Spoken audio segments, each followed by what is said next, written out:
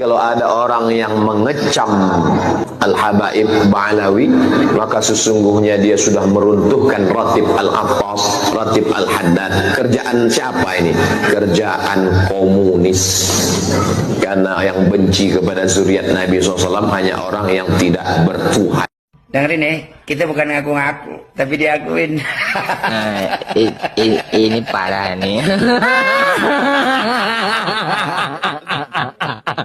Nih, kalau nggak percaya Habib sama dengan komunis, kata UAS, Ustadz Abdus Somad. Ustadz, udahlah, jangan membuat umat ini bingung, jangan membuat umat ini terbodohi gitu. Umat itu mendapatkan pencerahan dari antum biar cerdas. Jadi misalnya begini, Al-Ustadz, ada Habib mengatakan bahwa Sayyid itu merupakan zuriyah Nabi dari kalangan Syiah. Gelarnya Sayyid. Nah, yang ngomong Habib, Al-Habib Umar, Al-Habib Asli Umar Asghaf, Lampung. Kata beliau, qala Habib Umar Asghaf, bahwasanya Sayyid itu merupakan gelar untuk keturunan Nabi Syiah. Kemudian Syekh itu merupakan gelar untuk keturunan Nabi yang dari Wahabi. Nah, kalau dari Ahlus Sunnah wal Jamaah, zuriyah Nabi gelarnya apa? Habib katanya. Saya nggak percaya itu. Apakah saya ini seorang komunis? Taruhlah saya ateis yang katanya nggak percaya dengan Tuhan. Kalau nggak percaya Tuhan, itu ateis. Komunis juga begitu. Kalau misalnya saya nggak percaya Habib, sama dengan nggak percaya Tuhan, kan nggak mungkin. Habib kan bukan Tuhan, Nabi aja bukan. Wong cucu aja belum jelas. Kalau misalnya ada Habib yang ngomong di Tarim itu semua orang Tarim itu adalah wali. Nah, saya nggak percaya. Nggak semudah itu mendapatkan kedudukan sebagai waliullah, saudara. Nah, kemudian di Tarim itu jalanannya tidak diaspal. Karena di Tarim itu untuk menghormati jejak telapak kaki para wali. Saya nggak percaya. Karena memang benar kenyataannya di Tarim itu diaspal, saudara. Saya nggak percaya. Misalnya Habib Abdus Somad mengatakan bahwa di Tarim itu tidak diaspal. Di Tarim Azul Maut tidak diaspal dikarenakan bekas telapak kaki para wali agar jangan tertutup. Sementara kenyataannya di Tarim kenyataannya itu diaspal jalannya. Jadi kalaupun ada 100.000 ulama yang mengatakan di Tarim itu tidak diaspal, saya nggak percaya. Kenapa saya nggak percaya? Karena kenyataan yang saya lihat dari postingan-postingan teman-teman yang ada di kota Tarim, ternyata Tarim itu jalanannya diaspal. Nah, di situ saya tidak percaya walaupun yang ngomongnya ulama. Kenapa? Omongannya bertentangan dengan kebenaran, dengan kenyataan, dengan fakta. Nah, dari mana dia tahu? Dia tahunya dari kitab. Masalah dia mengimani kitab yang mengatakan seperti itu, sementara apa yang ditulis dalam kitab itu tidak sesuai dari kenyataan, saya tidak ikut kitabnya. Gitu, saudara. Kitab itu bukan Al-Quran. Kitab-kitab karangan manusia itu bukan Al-Quran. Nah, bukan juga hadis. Kalau kami di Aceh ini, yang ditanamkan ke dalam hati kami bahwa yang tidak bisa diubah, ditambah, dikurang, itu Al-Quran. Dan juga hadis. Kalau udah ditambah, udah palsu. Dikurang juga palsu. Jadi begitu, saudara. Jadi ada yang mengatakan bahwa yang tidak percaya Habib itu merupakan komunis, saudara. Saya nggak percaya. Nah, toh Habibnya sendiri ada yang komunis. Sejarah Yaman Selatan, satu-satunya negara komunis di Timur Tengah. Yaman Selatan atau Republik Demokratik Rakyat Yaman yang merdeka dari penjajahan Inggris pada 30 November 1967 merupakan satu-satunya negara berhaluan komunis di kawasan Timur Tengah dan dunia Arab dengan dukungan penuh dari Uni Soviet. Kejayaan negara komunis ini berakhir pada 22 Mei 1990 ketika akhirnya Yaman Selatan bersatu dengan Yaman Utara membentuk Republik Yaman setelah mengalami berbagai konflik perbatasan dan penemuan cadangan minyak. Hal ini mendorong kedua negara tersebut untuk melakukan unifikasi demi kemakmuran bersama. Tokoh-tokoh Ba'alwi dalam Partai Komunis Yaman. Pertama, Abdurrahman As-Segaf. Abdurrahman As-Segaf adalah salah satu tokoh intelektual komunis yang berpengaruh dalam Partai Sosialis Yaman atau YSP di Yaman Selatan. Ia dikenal sebagai pemikir ideologis yang membantu membentuk doktrin sosialis partai, mendorong revolusi melawan kolonialisme dan feodalisme. Sebagai seorang teoritikus, Abdurrahman As-Segaf berperan dalam merumuskan kebijakan ekonomi dan pendidikan berbasis sosialis. Meski tidak selalu berada di garis depan kekuasaan, pemikirannya banyak memengaruhi kebijakan partai selama era pemerintahan Marxis-Leninis di Yaman Selatan. Kedua, Haidar Abu Bakar Al-Atas. Haidar Abu Bakar Al-Atas adalah salah satu tokoh utama dalam Partai Sosialis Yaman yang memimpin Yaman Selatan dengan paham Marxis-Leninis. Ia menjabat sebagai Perdana Menteri pada tahun 1985 sampai dengan 1986 dan kemudian menjadi presiden pada tahun 1986 sampai 1990, memainkan peran kunci dalam menerapkan kebijakan sosialis dan menjaga stabilitas politik di tengah perpecahan internal partai. Sebagai politisi pragmatis, Haidar Al-Atas berusaha menyeimbangkan hubungan dengan Uni Soviet sekaligus membuka dialog Yaman Utara. Kepemimpinannya berakhir setelah reunifikasi Yaman pada 1990, di mana ia sempat menjadi Perdana Menteri dalam pemerintahan bersatu sebelum akhirnya tersingkir dari kekuasaan. Meski tidak seideologis tokoh lain, ia diingat sebagai figur yang membawa Yaman Selatan melalui masa transisi penuh gejolak. Abdurrahman As-Segaf dan Haidar Abu Bakar Al-Atas adalah tokoh penting dalam Partai Komunis Yaman Selatan, di mana As-Segaf dikenal sebagai pemikir ideologis yang memperkuat fondasi ideologi Marxis partai, sementara Haidar Al-Atas memainkan peran kunci sebagai pelaksana kebijakan dan pemimpin pemerintahan saat partai berkuasa. Keduanya dianggap sebagai pilar revolusi sosialis di Yaman Selatan, meski akhirnya pengaruhnya memudar setelah reunifikasi Yaman pada 1990. Ketiga, Habib Abdurrahman bin Ali bin Muhammad bin Alwi Al-Jufri. Habib Abdurrahman bin Ali bin Muhammad bin Alwi Al-Jufri adalah seorang tokoh penting dalam pemerintahan Yaman Selatan yang menganut ideologi komunis, di mana ia menjabat sebagai wakil presiden pada masa sebelum penyatuan Yaman. Meskipun berasal dari keluarga Ba'alwi yang religius, ia memilih jalur politik sekuler demi membangun stabilitas dan pemerataan sosial di wilayah yang saat itu sedang bergejolak. Perannya menandai keterlibatan kalangan habaib dalam dinamika politik komunis yang tak selalu identik dengan dakwah keagamaan. Ia adalah ayah dari Syekh Ali Al-Jufri, ulama asal Uni Emirat Arab yang dikenal. Hubungan keduanya memperlihatkan kontras yang unik antara dunia politik ayahnya yang keras dan jalan spiritual anaknya yang damai. Masa ada Habib nggak percaya Habib? Kan nggak mungkin. Mana TJ Habib? DNID?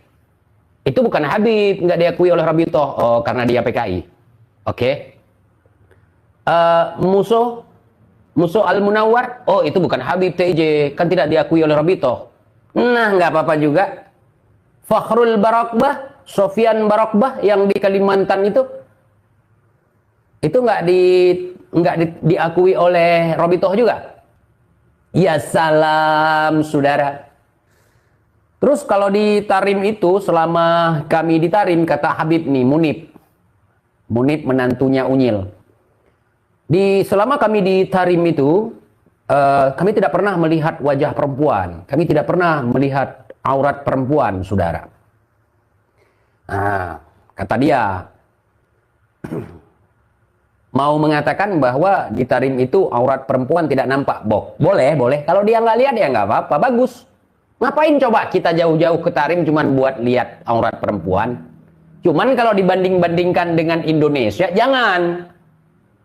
Jangan. Di sini ada juga yang non muslim, bukan semuanya Islam, ada yang kafir, mereka mau menampakkan auratnya ya silahkan, bukan urusan kita, ya kita jangan nengok. Gitu. Tapi kalau saya nengok, apakah saya salah? Enggak. Lah TJ ente sesat mengatakan bahwa melihat aurat perempuan itu tidak berdosa. Enggak, saya enggak mengatakan tidak berdosa. Tapi kalau sekali lihat, jangan pejam matamu, enggak apa-apa. Sedekah itu. Nah, pas saya lihat perempuan itu lagi buka celana, saya nggak berkedip. Saya tompang lagi pakai korek kayu itu. Nah, nggak apa-apa itu. Tapi kalau udah berkedip, itu dosa. Makanya saya kalau ngelihat perempuan cantik ini itu segala macam itu nggak berkedip. Nah, kalau nggak berkedip ya nggak dosa. Bahkan trik supaya tidak berkedip, pas lihat, jangan pakai wow. Biasanya orang pakai wow. Wow, berkedip itu. Saking semakin mulutnya lebar, semakin matanya melotot, saudara. Gitu. Jadi kalau nggak percaya Habib sama dengan komunis, saya nggak percaya. Kalau nggak percaya adanya Tuhan, adanya Allah, adanya yang maha pencipta, itu komunis. Boleh jadi. Itu ateis, pasti.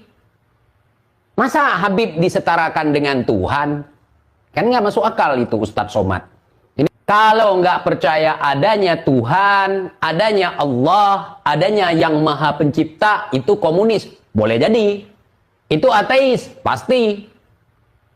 Masa Habib disetarakan dengan Tuhan? Kan nggak masuk akal itu Ustadz Somad. Ini mohon maaf ya. Ini kita berlogika aja. Ustadz Somad mengatakan di Tarim itu tidak diaspal jalannya karena jejak para wali. Terus ini taruhlah betul seperti Ustadz Abdul Somad bilang. Terus di Arab jejak para nabi, jejak Nabi Ibrahim, jejak Nabi Ismail, itu bekas telapak kaki Nabi Ismail juga di semen.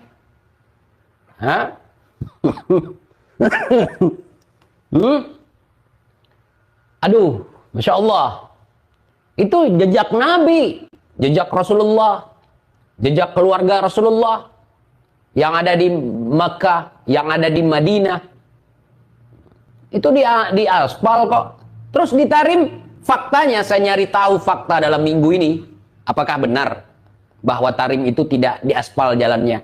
Ternyata aspal, lebar, lurus, mulus. Berarti bohong dong.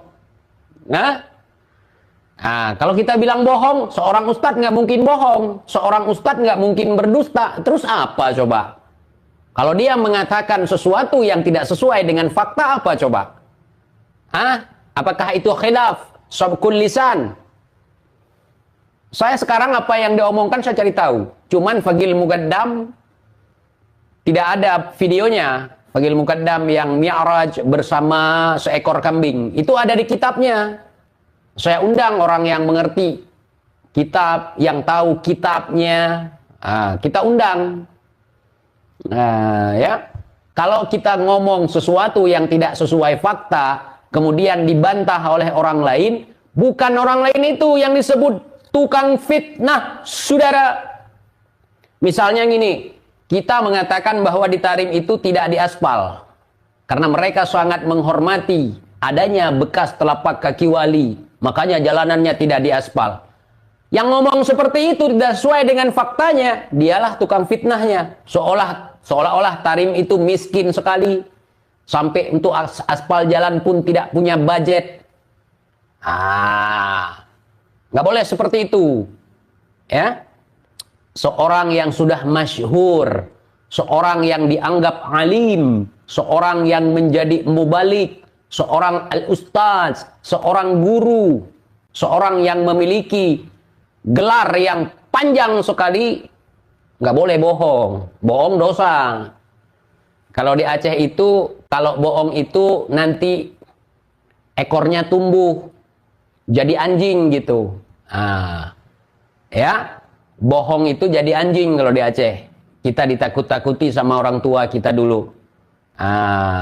Semulit yang tulit timoh iku jikase.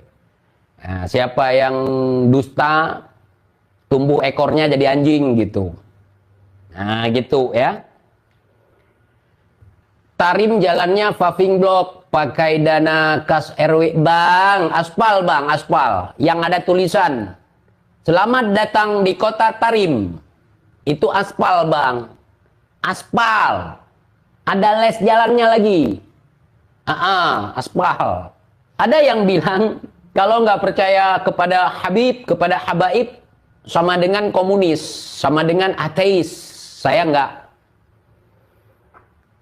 Selama saya bersyahadah, 2 kalimat syahadah, yang saya yakini, yang saya saksikan, yang saya ikrar, saya belum komunis, belum ateis, saudara. Perkara orang mau ngomong saya ini ateis, komunis, kafir, syiah, wahabi, apapun lah terserah kalian. Tapi tidak akan mengubah, tidak akan membatalkan syahadah saya. Saya nggak percaya dengan omongan si Bahar. Dan kalaupun saya percaya omongan dia, berarti saya bodoh. Kalau saya nggak percaya, saya nggak akan kafir, nggak akan membatalkan syahadat saya. Contoh nih, bagaimana kita mau percaya, Ustadz? Si Bahar itu menyebutkan dia keturunan ke-29 dari Rasulullah Shallallahu Alaihi Wasallam. Kemudian bapaknya 34. Berarti bapak dia manggil dia kan Datuk. Terus dia ralat. Bukan 28, tapi 38. Bapaknya 33, berarti dia 34. Bagaimana kita mau percaya? Wong dia sendiri pun tidak jelas. Paham ya? Terus ada yang mengatakan Rasulullah meninggalkan 2 pusaka, yakni Al-Quran dan Al-Habib. Al-Quran, kalaupun ente ikut kepada Al-Quran, sedangkan ente tidak percaya kepada habaib, maka ente sesat. Bagaimana ceritanya? Sesuai dengan apa yang saya yakini selama ini, apa yang diajarkan oleh guru-guru kita di Aceh, bahwa Rasulullah Shallallahu Alaihi Wasallam meninggalkan 2 perkara, bukan harta, bukan tahta, bukan kekayaan, melainkan Al-Quranul Karim wa sunnatin Nabi. Hadis maksudnya, bukan Habib. Kemudian ulama warasatul anbiya. Ulama adalah pewaris Nabi. Yang benar-benar ulama, saudara. Bukan ulama abal-abal, saudara.